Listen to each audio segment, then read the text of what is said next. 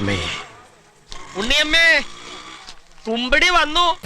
ശബരിമല സ്വർണ്ണ കവർച്ചയ്ക്ക് രാജ്യാന്തര വിഗ്രഹമോഷണത്തിന്റെ പാറ്റേൺ ഉണ്ട് എന്ന സംശയം ഹൈക്കോടതി ഉന്നയിച്ചതോടെ അന്വേഷണം പുതിയ ദിശയിലേക്ക്. രാജ്യാന്തര ആന്റിക്കൊള്ളക്കാരൻ സുഭാഷ് കപൂറിന്റെ അതേ modus ഓപ്പറാൻഡിയാണ് Unnikrishnan പോറ്റിയുടേതെന്ന് Devaswom bench നിരീക്ഷിച്ചിരുന്നു.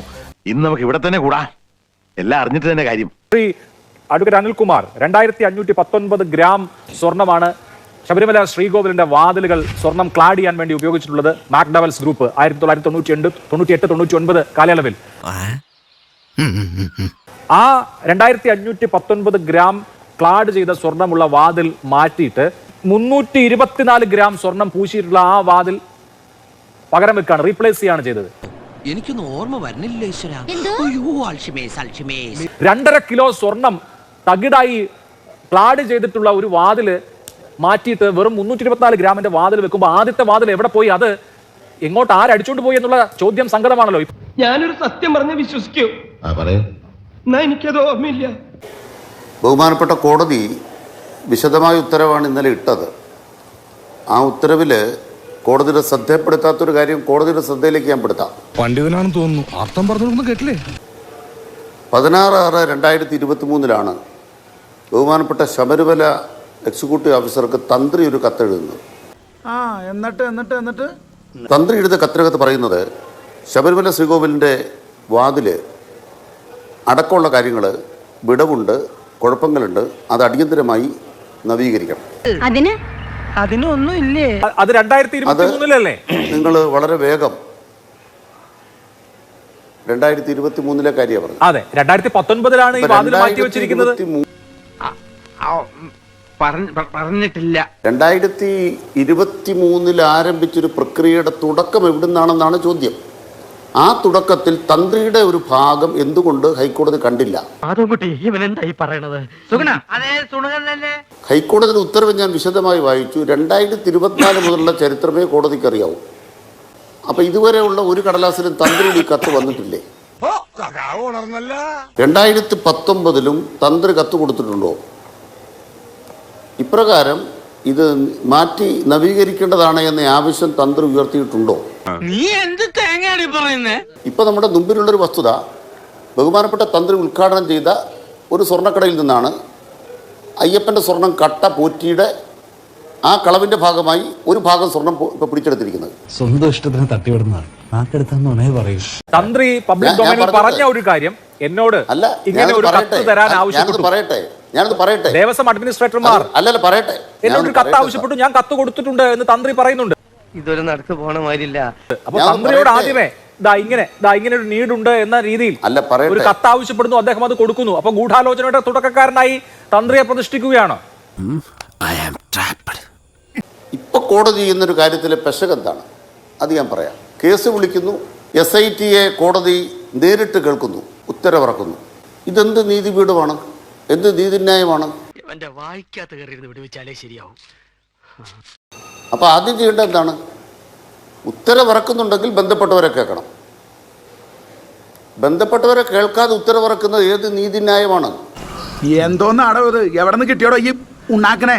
Case വിളിക്കുന്നു, SIT വരുന്നു, അടച്ചിട്ട മുറിയിൽ വക്കീലന്മാരെല്ലാം ഇറക്കിയിട്ട് കേസ് കേൾക്കുന്നു. അത് കഴിഞ്ഞ് ഡിക്റ്റേഷൻ കൊടുക്കാൻ നേരത്ത് എല്ലാവരും വാതിൽ തുറക്കുന്നു, എല്ലാവരും കയറി വിടുന്നു. ഇങ്ങനെ എന്നിട്ട് വിശദമായ ഉത്തരവാണ്. ഈ ഉത്തരവിൽ ഏതെങ്കിലും ഭാഗത്ത് ആരെങ്കിലും കേട്ടിട്ടുണ്ടോ? എതിർഭാഗത്തെ വാദങ്ങളുണ്ടോ?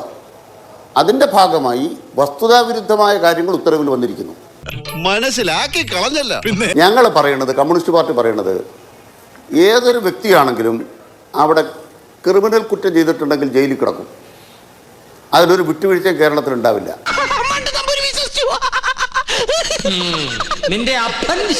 പോലീസ് അന്വേഷണം നടത്തിക്കൊണ്ടിരിക്കുമ്പോൾ അമിതാവേശം ആരും കാട്ടരുത്. പാതി ബന്ധ സാധനമായിട്ട് വിധി പറയാൻ വന്നേക്കല്ലേ. കമ്മ്യൂണിസ്റ്റുകാർ സ്വർണം കെട്ടുന്ന കള്ളമായിട്ട് വഴി നടക്കരുത്. അവിടെ സ്വർണ്ണമോഷണം നടത്തിയ പോറ്റി അവിടെ വന്നത് കമ്മ്യൂണിസ്റ്റ് പാർട്ടിയുടെ ഓഫീസിൽ നിന്ന് കത്ത് കൊടുത്തിട്ടല്ല, കൊണ്ടുവന്നത് തന്ത്രി കുടുംബത്തിൽ നിന്നാണ്. എന്തോന്നാടോ ഇത്? എവിടെ നിന്ന് കിട്ടിയോടോ ഈ ഉണ്ടാക്കണേ? നിങ്ങൾ ഞങ്ങളെ എത്ര സ്വർണം കെട്ടവർ, കമ്മ്യൂണിസ്റ്റുകാർ കട്ടു, അമ്പലം കട്ടു, ഇതൊക്കെ പറയുമ്പോൾ ഞാൻ കൃത്യമായിട്ട് പറയുന്നത്, ഒരു അന്വേഷണം നടക്കുമ്പോൾ ബഹുമാനപ്പെട്ട കോടതി ചെയ്യാൻ പാടില്ലാത്തതാണിത്. ആൾക്ക് തീരെ വിദ്യാഭ്യാസം വിവരമൊന്നും ഇല്ലേ, വിഡ്ഢിത്തിരെ പറയുള്ളൂ. 2024 സെപ്റ്റംബർ മാസത്തിൽ ദ്വാരപാലക ശില്പങ്ങളുടെ അറ്റകുറ്റപ്പണി അനിവാര്യമാണെന്ന് ബോർഡിന് തോന്നുന്നു. ഒട്ടും ന്യായമല്ല. കേൾക്കൂ, 2024 സെപ്റ്റംബറിൽ ഇയാളെ പറയുന്ന നിനക്കില്ലേലും കേൾക്കുന്ന എനിക്കില്ലടാ ഒരു ചളുപ്പ്. 2024 സെപ്റ്റംബറിൽ ദ്വാരപാലക ശില്പത്തിന്റെ അറ്റകുറ്റപ്പണി അനിവാര്യമാണ് ദേവസ്വം ബോർഡ് പ്രസിഡന്റിന് ജനുവരിയിൽ സീസൺ കഴിഞ്ഞല്ലോ, മകരവിളക്ക് കഴിഞ്ഞു, സമയമുണ്ടായിരുന്നു, അവിടെ വെച്ച് അറ്റകുറ്റപ്പണി ചെയ്യാമായിരുന്നല്ലോ, എന്തുകൊണ്ട് ചെയ്തില്ല? എന്തായിരുന്നു ഇത് ചെന്നൈയിലേക്ക് കൊടുത്തുവിടണമെന്ന നിർബന്ധം? നിങ്ങളൊരു കാര്യം പഠിക്കുമ്പോൾ എന്ത് വേണം? 2019 പോറ്റി സ്വർണം കട്ടത്, 2020 പോറ്റി സ്വർണം കട്ടോ? നമുക്ക് അതിൽ തന്നെ ആദ്യം തീർപ്പാക്കാം. ബഹുമാനപ്പെട്ട ഹൈക്കോടതിക്ക് ഇത് മനസ്സിലായിട്ടില്ലേ? 2019 മോഷണം നടന്നത്. 2019 മോഷണം മറച്ചു വെക്കാനായിരുന്നു 2024 25 ഈ ഏർപ്പാടാണല്ലോ കോടതി ഉത്തരവിൽ എഴുതി വെച്ചിരിക്കുന്നത്. അങ്ങ് ഉത്തരവ് വായിച്ചാണ്. ആ ഉത്തരവ് ആർക്കും ബാധകമല്ല, എഴുതിയാക്കും ബാധകമല്ല, അത് മനസ്സിലാക്കിക്കോളും. അത് എഴുതിയാക്കും ബാധകമല്ല, അത് തന്നെ ഒന്നാമതായി മനസ്സിലാക്കണം. നിങ്ങളോട് എനിക്കൊരു ദേഷ്യമില്ല, വിവരമില്ലായ്മ ഒരു കുറ്റമല്ലല്ലോ. അതെ, പാർട്ടി കോടതി കോടതിയുടെ ആരെങ്കിലും എഴുതിയാൽ ഉടനെ പാർട്ടി കോടതി അല്ലാതുകൊണ്ടാണ് ഞാൻ പറഞ്ഞ. തന്നെ കൊണ്ടൊന്നും കൂട്ടിയേ കൂടില്ല, നല്ല പ്രായണ്ടല്ലേ, വല്ല പണിക്ക് പോയിക്കൂടെ. ഒരു പേര് പറയുന്നു സുഭാഷ് കപൂറോ, എനിക്കറിയത്തില്ല അങ്ങനെ ആളെ. സുഭാഷ് കപൂർ ആന്റിക് മോഷ്ടാവുണ്ട്, ഇപ്പൊ കിട്ടി. അപ്പൊ ശരി, അത് ഏത് കടലാസല്ലേ, ഏത് കടലാസിൽ എഴുതിയിരിക്കുന്നു? ഇവനെന്ത് വിവരക്കാരാ ചോദിക്കണേ? ഏത് കടലാസിൽ എഴുതിയിരിക്കുന്നു? മനസ്സിലായില്ലേ? നിങ്ങൾക്ക് ഈ ലോകത്തെ മുഴുവൻ കാര്യം ഒരു കോടതി വിധിയിൽ എഴുതാൻ പറ്റുമോ?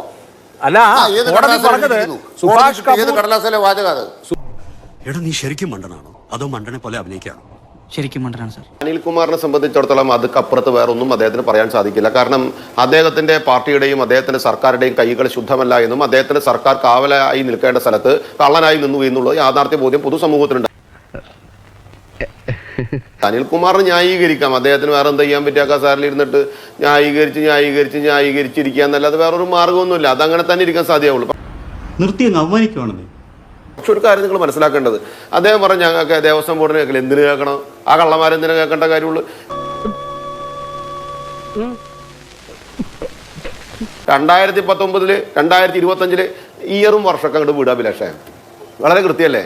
ഇവർ ആ ഡോർ അഴിക്കുന്ന സമയത്ത്, ആ വാതിൽ അഴിക്കുന്ന സമയത്ത് അത് പൂതലിച്ചിട്ടുണ്ടായിരുന്ന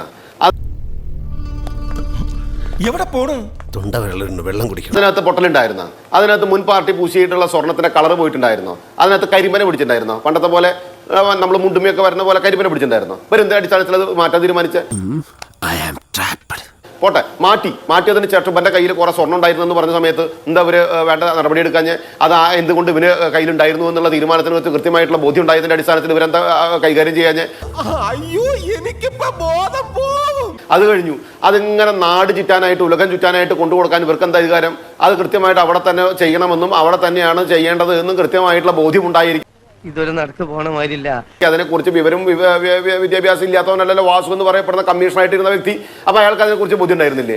അത് കഴിഞ്ഞിട്ട് ശേഷം വന്ന പത്മകുമാറിന് ബോധ്യം ഉണ്ടായിരുന്നില്ല, അതിന് ശേഷം വന്നിട്ടുള്ള പ്രശാന്തിന് ബോധ്യം ഉണ്ടായിരുന്നില്ല. വല്ലാത്ത തലവേദന, ഞാനൊന്ന് കിടക്കട്ടെ. ഇവിടെ നടക്കുന്നുണ്ടെന്നുള്ളത്. പിന്നെ ഇവർക്കൊക്കെ ഇതൊക്കെ നടക്കുന്ന സമയത്ത് ഇവർ കണ്ണടച്ചിരുന്നിട്ട് ഇവർക്കൊക്കെ ഇരുട്ടാ. അത് കഴിഞ്ഞപ്പോൾ കണ്ണ് തുറന്നിട്ട് പറയാം, ഞങ്ങളെ കേട്ടില്ല, നിങ്ങളെ കേൾക്കണ്ടെന്നേ. ഇത്രയും വലിയ ഗതികെട്ടവൻ ഈ ലോകത്ത് വേറെ ആരെങ്കിലും ഉണ്ടാവും എന്റെ കർത്താവേ? നിങ്ങളെ കേൾക്കാണ്ട തന്നെ നിങ്ങൾ ചെയ്തിട്ടുള്ള സകലവിധ കള്ളത്തരങ്ങളും കൃത്യമായിട്ട് ബോധ്യപ്പെടുത്തുന്നതിന്റെ അടിസ്ഥാനത്തിൽ നീതിപീഠം അതിന് ഒരു തീരുമാനമെടുക്കുന്നു. കിട്ടിയ മുതലും പലിശ ചേർത്ത് കിട്ടി. ആരും കണ്ടില്ല. വാ, തൽക്കാലം ഇത്രയും മതി, വരട്ടെ.